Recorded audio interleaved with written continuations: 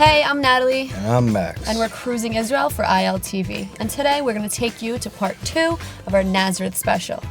Wow, Nazareth again? We've been going there a lot lately. Well, there's a lot to do there, Max. There's a lot to see. And today we're going to the Nazareth Village. Oh, what do they do at Nazareth Village? Well, we're going to go back to biblical times, to the very first century. We're going to check out some donkeys, some sheep, and start driving. Cool, let's do it.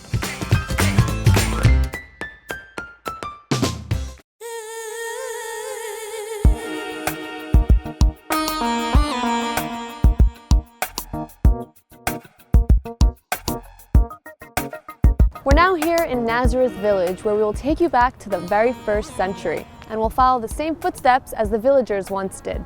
Interested in experiencing the day-to-day life of a villager?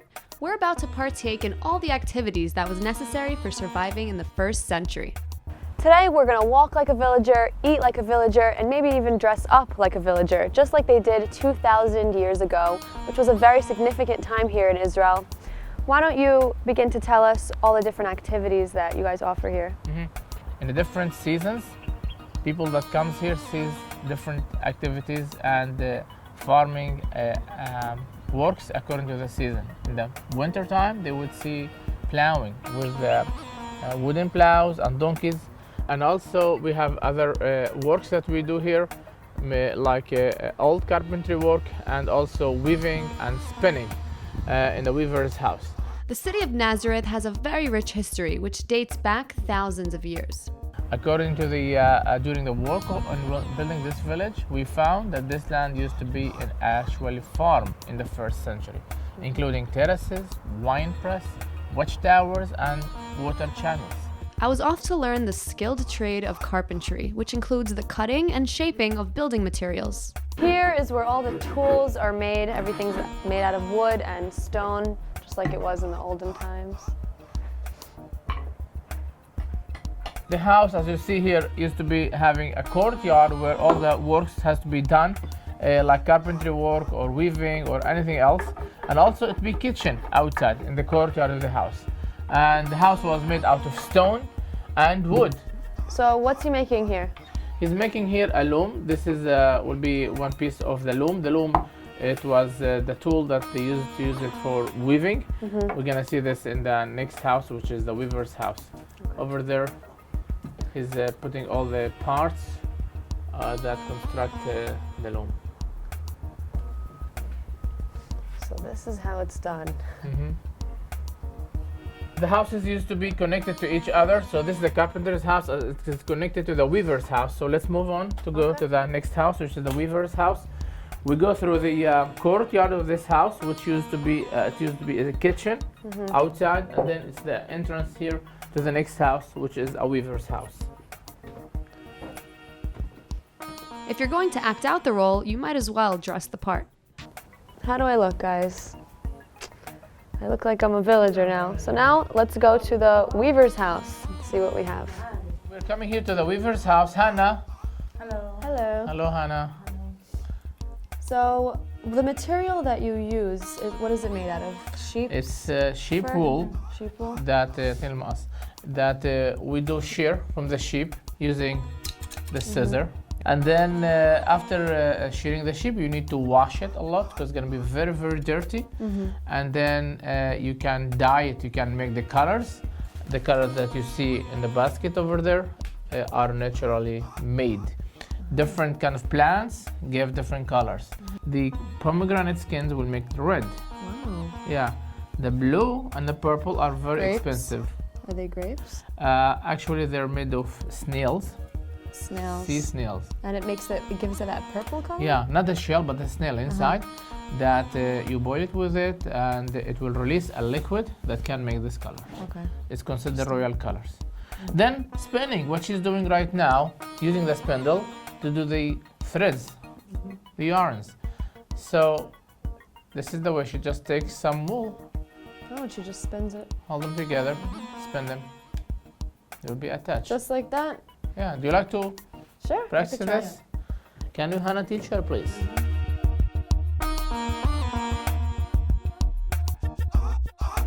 Every other thread, she takes it and put it up above the shuttle. All the rest will be underneath it. And then what? You could use this for a Yeah, blanket, as a blanket, a scarf. scarf, shawl, anything like that. If they make it wider, Wow. they can use it for clothing. They can make it thinner, finer, to make the front and then the back, and then they sew the two pieces together, the front and the back, and make it clothing. The sheep's wool is shaved once a year and can produce anywhere from 2 to 30 pounds of wool. Jesus always said about himself as that he's a shepherd, the good shepherd, and because the good shepherd take care of his sheep and take them to the places where they have green land to graze, and he lead them to safety places. He becomes the gate of the sheepfold, which means he is the one that guards us. The sheep found interest on nibbling on my finger, making it pretty hard to concentrate on what Amir was saying. Turns out he was just a little hungry. Oh, You can they use smell or hay something. or like this. Okay. Okay, they could just take it out of my hand? Yeah. This is too funny. You get some, you get some, and also you. Oh, they don't want. So this is all they eat? Yeah. Yeah? And they're satisfied? Legumes and hay. Well, don't be rude.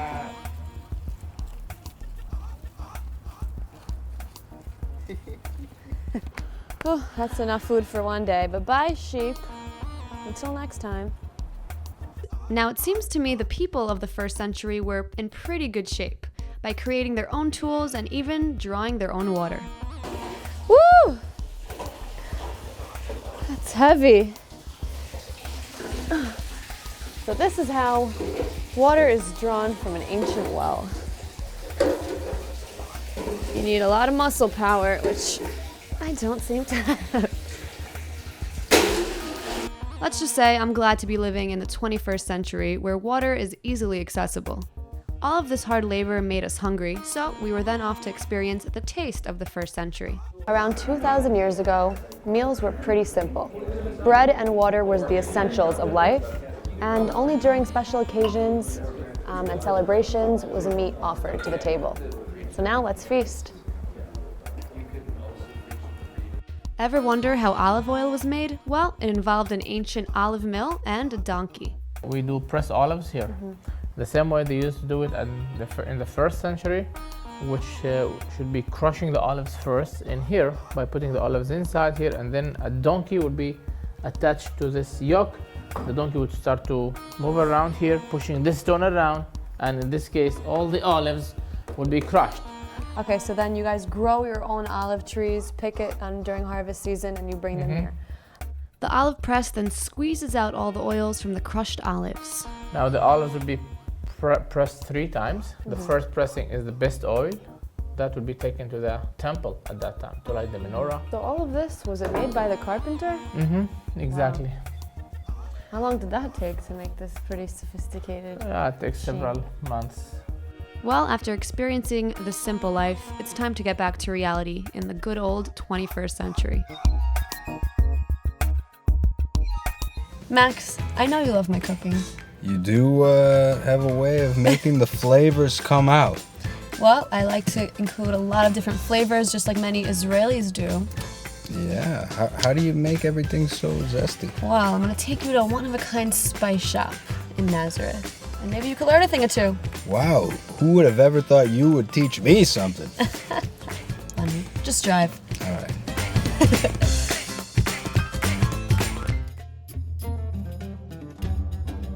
If you're coming to Nazareth, El Babor Spice Shop is a must-see. It gives you a chance to bring back some of the flavors of Nazareth back at home. In between the narrow streets of Nazareth is a hidden gem. The El Babor Spice Shop, also known as the Galilee Mill, combines history and an active shop with over 1,000 spices, herbs, dried fruits, and candies.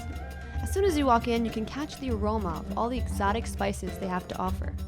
We're now here at El Babor Spice Shop. It's a really one-of-a-kind shop here in Nazareth where they have many, many spices. You can find everything you need.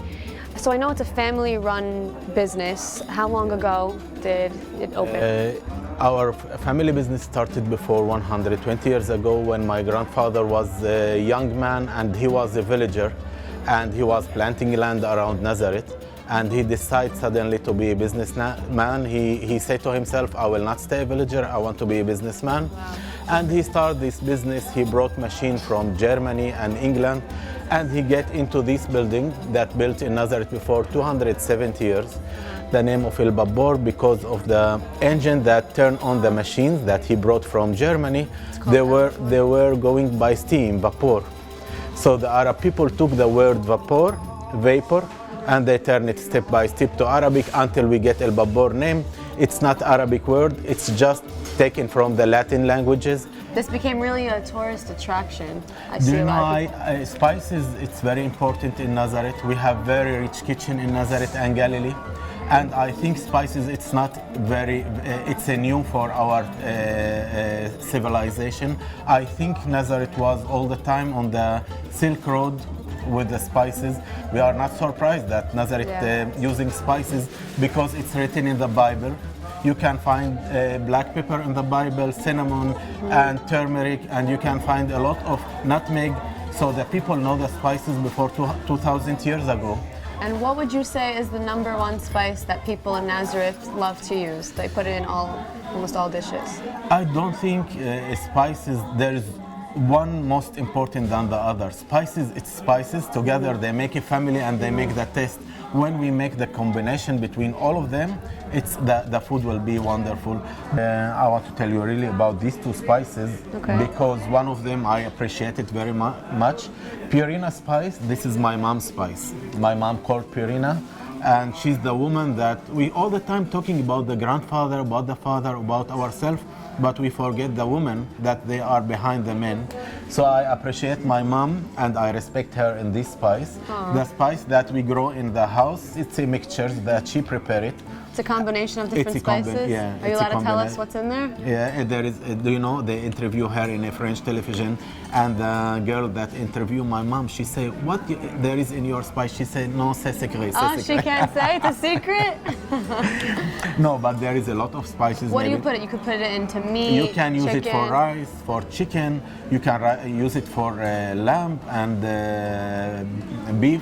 You can use it for soups and vegetables. It's suitable to the both kitchen. So you just sprinkle it anywhere you want. And the other spice, it's El Babor Ras El Hanout. Ras, it's mean in Arabic the head, like the head of the shop. And this is also a combination. It's contained in it maybe 30, 35 of spices. So these are the two recommended spices. Yeah. Ras El Hanout and his mama's spice. Purina spice. Purina. Let's talk about this 120-year-old mill. Yes. Do you guys still have it until today?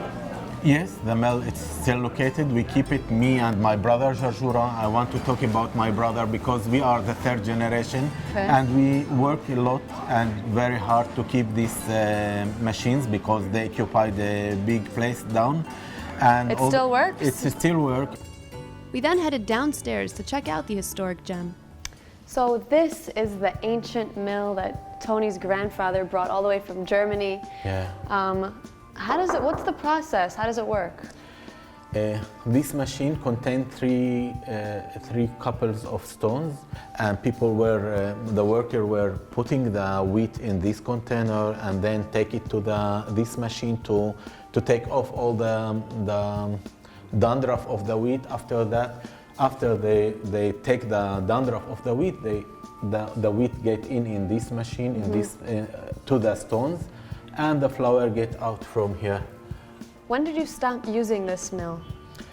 I think about 15, 20 years ago we stopped this machine because it doesn't make a big quantity comparing to this our modern life. It's not producing big quantities, and it's a very noisy machine. But we keep this machine for decoration and to let the people come and to see it. Yeah, I bet tourists from all over the world come here and they want to see this very old Yeah, mill. the Galilee Mill El Babor start to be. It's all the time was before 120 years. It was a temple that serving the people in Nazareth and 50 village around Nazareth. But today, when the world became more smaller and like a small village, it's start to be a temple for everybody from all over the world. And I'm very proud about this place that he can put all the people in one place, and I can feel all my visitors equal, Muslim, Yeah. Jewish, and Christian everywhere, and that's make me very proud of my father and my grandfather. So who are these two lovely gentlemen here?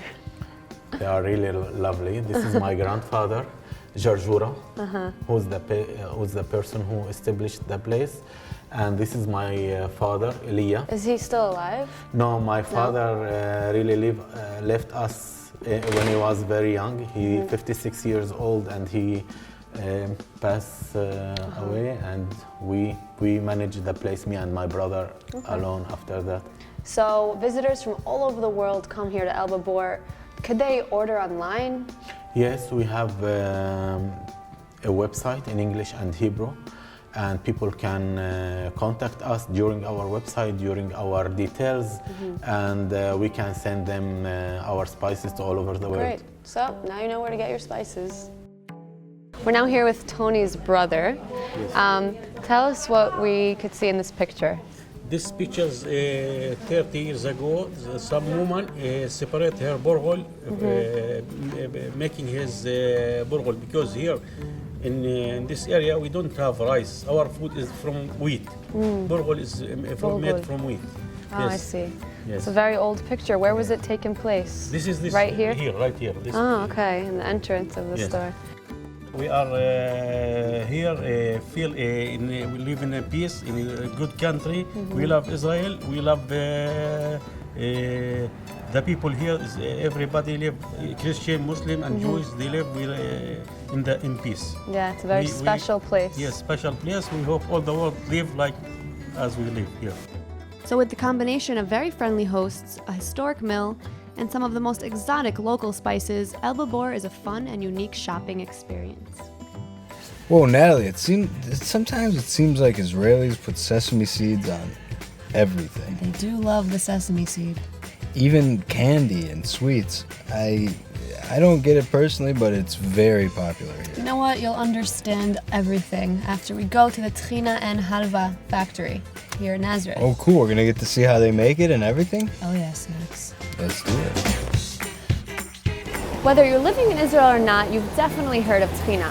Today we're out here in Nazareth factory where we're going to see how it's made.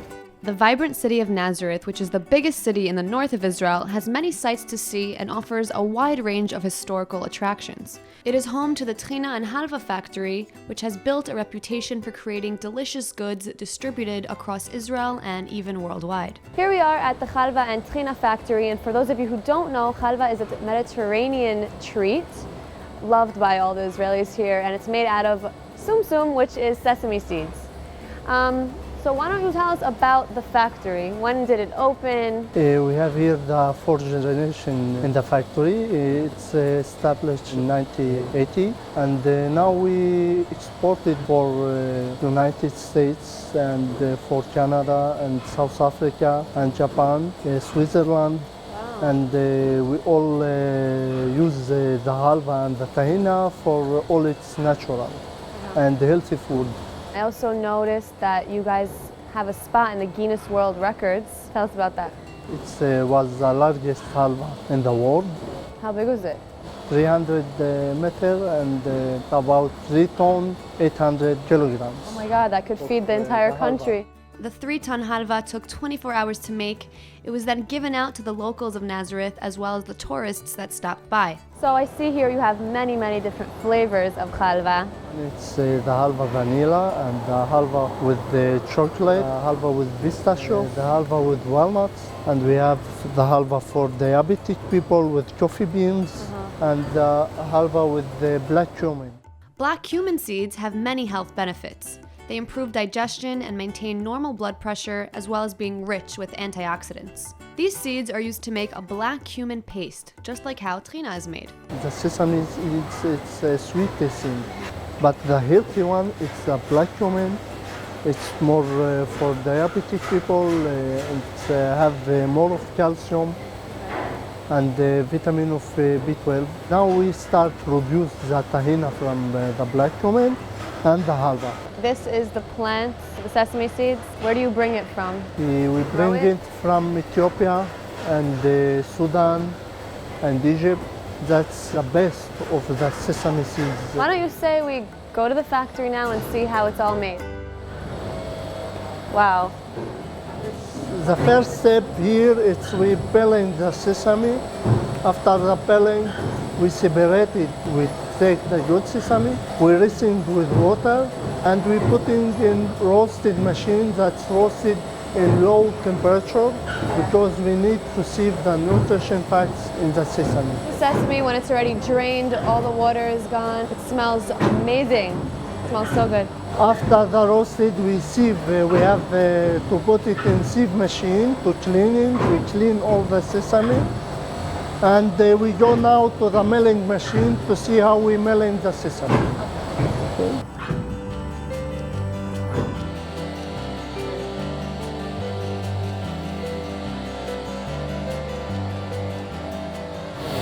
Wow, hot trina. Very warm. It's a fresh tahina. Wow. That is the most amazing trina I've ever had. The richness of the trina brought about a whole new experience. We have start to produce the halva spread, and my father start to this kind of halva and the halva flaky. This one, it's the halva flaky. Many people like it for the ice cream. So now we learned how to make halva. First we need to produce the trina in order to make the halva, and you add some sugar. Besides for that, I see you also make candies? Yes, we use that lutum, that's like a Turkish delight. We make it from cornstarch and sugar and water. We boiling it and we mixing it with vanilla. This is the most popular kind of sweet in the Middle East. You can taste one? Sure. It's called a lotum, right? Interesting. Tastes like a jelly bean. Yes, it's like gel. Then I tried some vanilla halva. He did say it was the most popular flavor. It's a halva vanilla, you can taste that one. Halva vanilla? Yes. Wow, I really like it. I'm definitely not leaving Nazareth without a box of halva and trina in my hand. Have you ever heard of a hummus candy, chickpea candy? Here at the factory, found something very original. Hummus metzupa sukariot, which means Chickpeas with sugar. It's a traditional of candies here in the Middle East. what can I say? Israelis love their hummus. Can I try a piece?